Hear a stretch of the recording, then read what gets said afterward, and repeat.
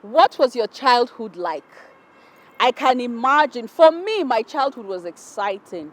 I could run round the whole place. I loved to play with children. Play football, play 10-10, play with sand and all that.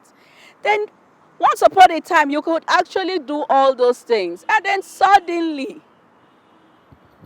there's a whole big field for you to play, and you can't play anymore because your sight is gone. But you know, the most interesting thing is, I have really never heard where someone has prepared himself to lose his sight.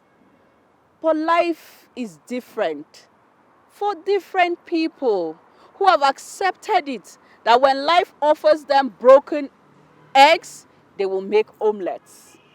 And when it offers them lemons, they will use them to make lemonade.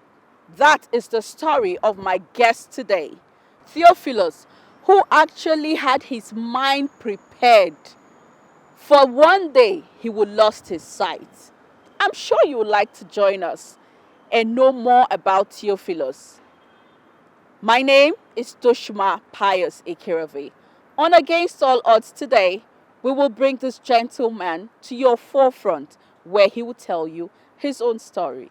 Don't go away. We will be back very shortly.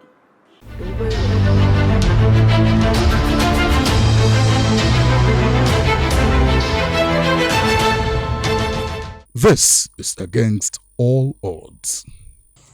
Blindness is the inability to see anything including light, and this can be caused by a lot of factors.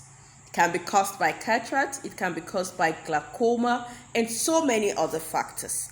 However, in the case of Theophilus Odaudu, who is now a lawyer and a human rights advocate, he began his academic journey in the late 80s in Nativity Primary School, but couldn't go beyond Primary 1 due to his failing eyesight.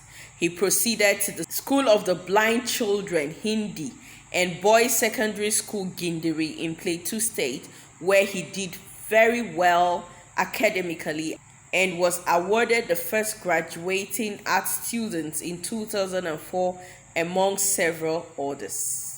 Theophilus later gained admission to study law at the University of Abuja and was called to Nigerian bar in February 2012 after a successful sojourn in the Nigerian Law School. He also has an LLM from the University of Ibadan and has published articles and made contributions to the academic works on disability rights and good governance. To fully pursue his passion for human rights and good governance, he obtained LLM in Human Rights and Democratization in Africa from the Center for Human Rights, University of Pretoria.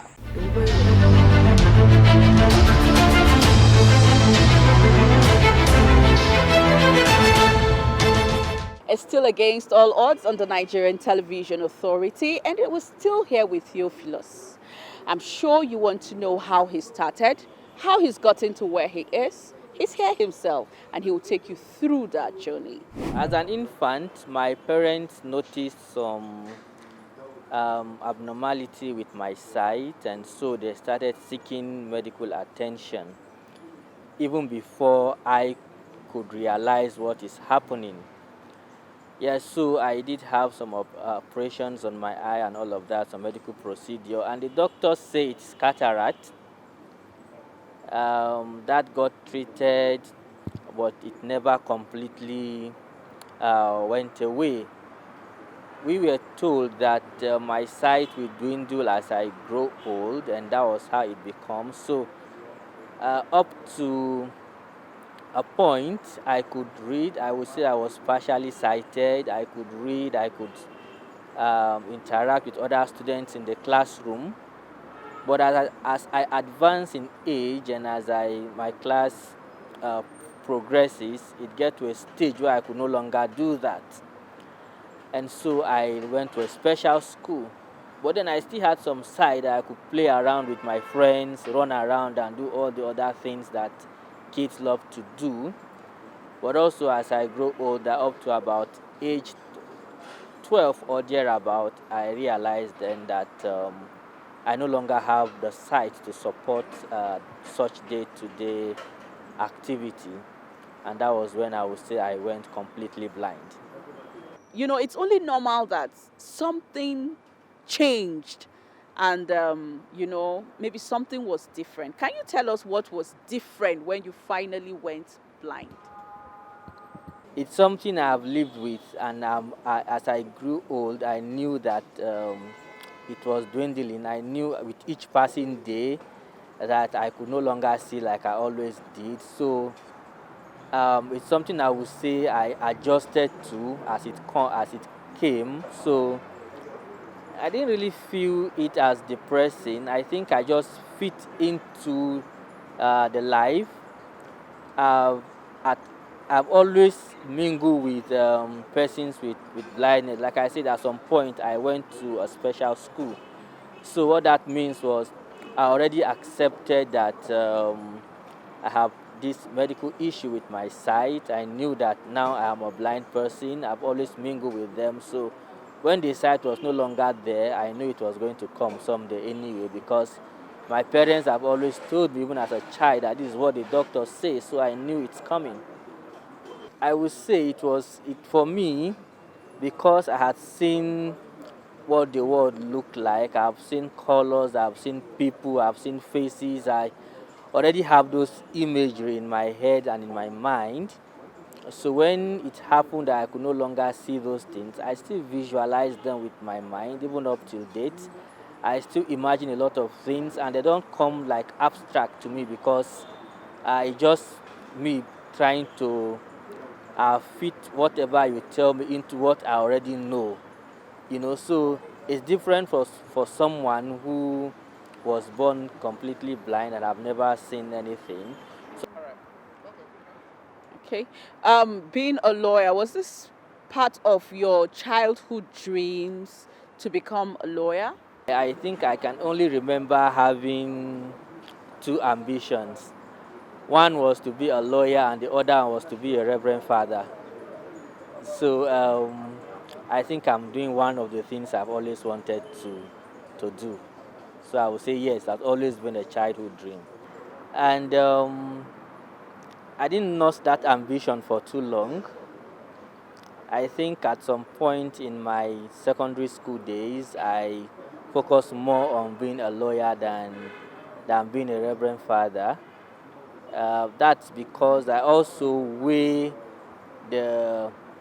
how difficult it would have been at that time if I wanted to pursue that ambition. There are lots of issues around persons with disabilities and education, inclusiveness, and all of that. So it's not something that I would say it's absent in the seminary or in the world of being a priest, all of that. So I rationalized myself. I knew it's not going to be very easy for me to take that route. So I abandoned that dream a long time ago.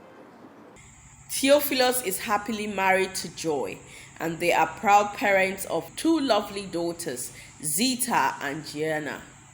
The story about myself and my wife is not very straightforward, such that I would say our families have known each other for a long time.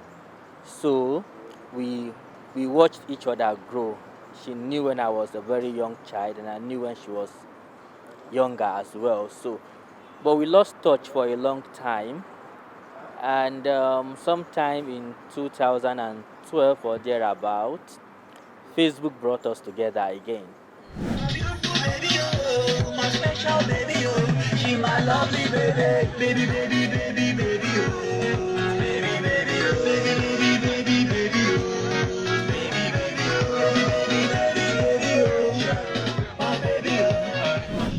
I would say I'm married to a friend, and I would say we are both compatible. So it's been a happy journey in the last 6 years since we've been married, and I would say it's one decision I took and didn't have any regrets. I have 2 kids. I have 2 lovely daughters. But they are still very young, perhaps still young not to appreciate that their father is one with a disability. My oldest daughter is 3 years old, and I'm sure she also in her mind already knew that her dad has a disability. I've noticed her in such a young age trying to take things off my path. If I'm walking around the house and there are things on the way, I've noticed her trying to take them away so I don't stumble upon all of those things. This is against all odds. He has a very supportive family and wonderful friends, especially his dad, who never stopped urging him to move on and will go to any length to ensure that Theophilus receives all the necessary support to enable him function independently like every other person. It is only in the nature of a mother to always believe that there is hope at the end of the dark tunnel. And so for Theophilus' mother, till date, believes that someday a miracle will happen and her son will see again.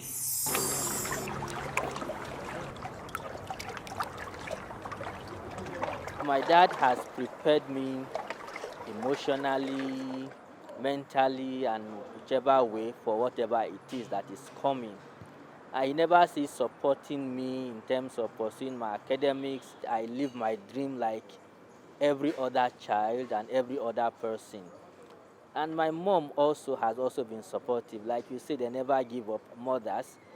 Today I see her talk to people and try to also encourage parents or persons with disabilities and all of that. So yeah, my parents have been supportive, and knowing that this was coming to be had prepared them, because I see them all along trying to support me to push through whatever difficulty might come as a result of my disability. And these difficulties are as a result of the barriers that we face on a daily basis. Um, of course, we are making efforts to change the society to be more inclusive and all of that, but we are not there yet. But having a very supportive family helped me a lot in navigating through all the barriers and getting to where I am today. He had over 6 years experience in civil service, where he gained some experience in the criminal justice sector, pursuing his passion to promote the rights of persons with disability. Theophilus volunteered for different organizations working on disability rights, women and children with Cedar Seed Foundation. He also consults for the Disability Rights Fund and Disability Rights Advocacy Fund as Programs Officer for Nigeria. My first major work experience was during NYSC.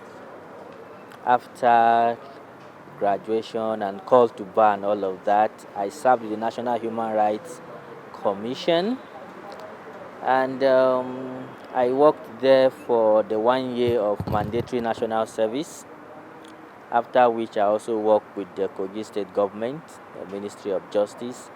I did some volunteering for some NGOs and here and there as legal advisor, legal officer, just to support them, especially those in the disability field. But when I left for South Africa for my second master's in human rights and democratization in Africa, I was exposed to a lot of things around human rights, around disability rights. I've always had passion for human rights. I've always had passion for disability rights. So while in South Africa, I saw the call for the opening for program officer for Nigeria for the Disability Rights Fund, and I felt, well, this is a great opportunity It's an organization that works on disability rights, an aspect of human rights that I'm very interested in. And so I apply. I guess we are a lot of persons. They must have received quite a number of applications because I went through all the usual process of interview, of essay writing, and all whatnot through the recruitment process. And I didn't go through that alone because there were several other interviews that were going on as well. So I wouldn't say I'm there because I'm a person with disability, but rather I'm there because I met the criteria and I was or I am qualified for the role that I am currently playing. This is Against All Odds.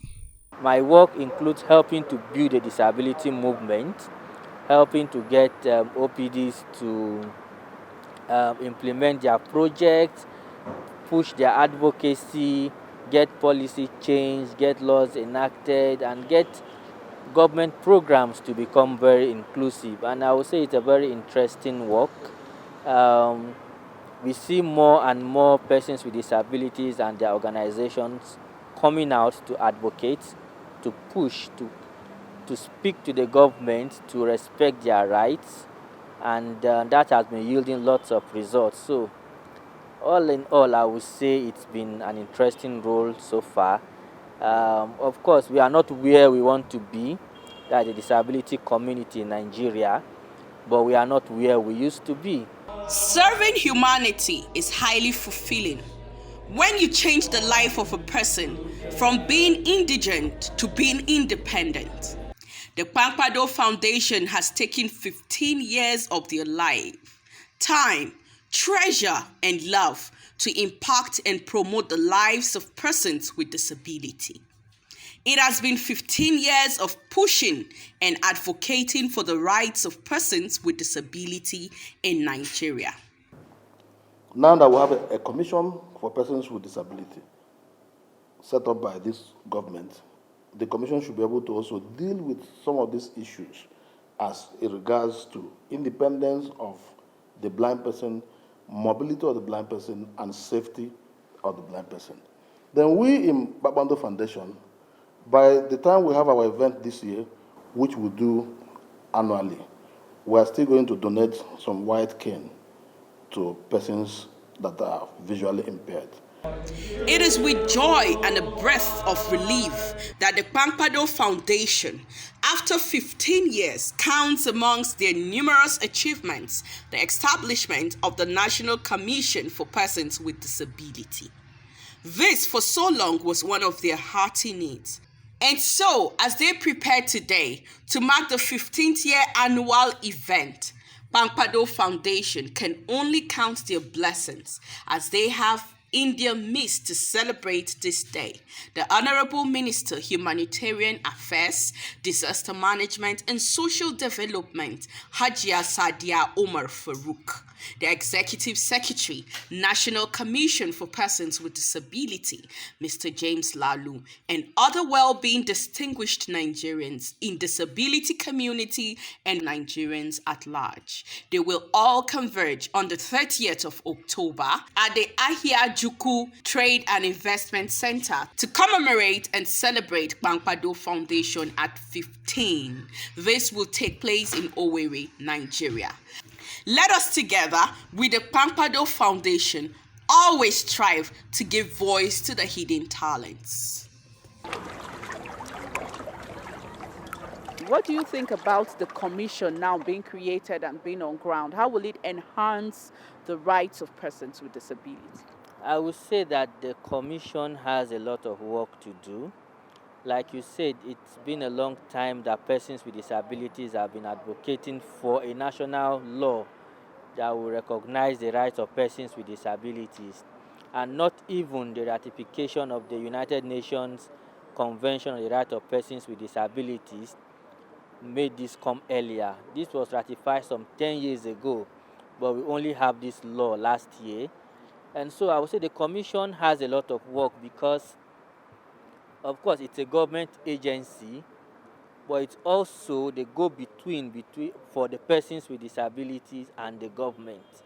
So the commission is here to play a vital role to try to get government to become very inclusive, to try to ensure that all government agencies respect the rights of persons with disabilities. Theophilus is motivated by a never give up spirit and a can do attitude.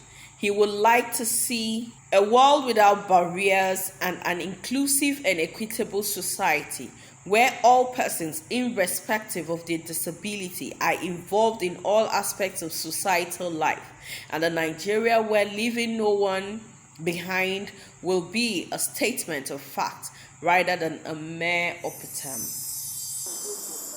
I'm looking forward to a Nigeria that is very inclusive. I'm so passionate about an inclusive society because it affects me and it affects millions of Nigerians. There are over 27 million persons with disabilities in Nigeria. And when I talk of a society that is inclusive, I don't mean for the blind alone, but for all categories of disabilities, including those with invisible disabilities and those who are highly marginalized. A majority of persons with disability are living in poverty, and we know the relationship between disability and poverty. And so I would like a future where the government takes deliberate steps to ensure that the interests of persons with disabilities are projected in all aspects of national life. You did mention invisible disability, which is the theme for this 2020 International Day for Disability, okay? Now, a lot of people are contesting this invisible disability. Maybe you want to throw more light on it? There are certain disabilities, like persons with psychosocial disability. How do you identify them as persons with disability? Their disability is so invisible. Of course, they can see, they can walk, they can talk. These are the usual senses that when it is absent, people easily say, oh, this is someone with a disability. But if you have a psychosocial disability, it's a disability that we don't easily see and it's hardly recognized. And such persons are deprived of several rights, several privileges that they are supposed to enjoy. So I don't know why it should be contested whether they are invisible disabilities. We normally hear them be referred to as mentally challenged, mentally deranged, and all sorts of derogatory terms. And you have them in shackles in different mental health institutions. And these are demeaning, these are human rights violations that we need to also beam the torchlight on. We need to speak more about it. We need to advocate for the right of persons who are having such a category of invisible disabilities. Very enlightening, I must say, because of course, if we're talking about inclusiveness, then this set of persons also deserve to be recognized and be part of the society. There is currently before the National Assembly an amendment to the mental health legislation. Of course, what we have is the Lunacy Act of 1950 something, and the process is on. And I would like to also use this medium to call on the National Assembly to work well on that bill and try to approach it from a human rights perspective, not just from the medical perspective. They should look at the human rights component of the right of persons with psychosocial disability, a right that recognizes their capacity, a right that we want to see a law that promotes supportive, decision making rather than substituted decision making. Persons with psychosocial disability are able to make decisions for themselves if they are fully informed, if they are well guided to do all of this. So I hope that when this law comes out, it will be a law that is compliant with all the requirements of human rights. Thank you very much, Theophilus. Thank you for coming on Against All Odds. I'm sure before we run, you have one or two advice to give to someone. Okay, thank you. Well, my advice would be to the disability community. I would like to tell my colleagues that we should not relent. We should keep pushing. We should see each other as partners trying to achieve a common goal. Let us push together on one front with one voice so that our voices will be more loud for the public, for the government, and for all duty bearers to hear. Thank you, thank you, thank you, thank you. This is Against All Odds. So many things happen when your life turns around. But when it turns around for the better, it makes a lot of volume. Theophilus' life turned around for the better. And he did not allow it bring him down. He has actually walked with his dream. And he's making a mark today, stamping his name on the prints of people's hearts. This is what we do on Against All Odds, bring people's stories to your doorstep. Let's do this again. Same time next week. My name remains Toshima Pius Ekerefe. Bye-bye.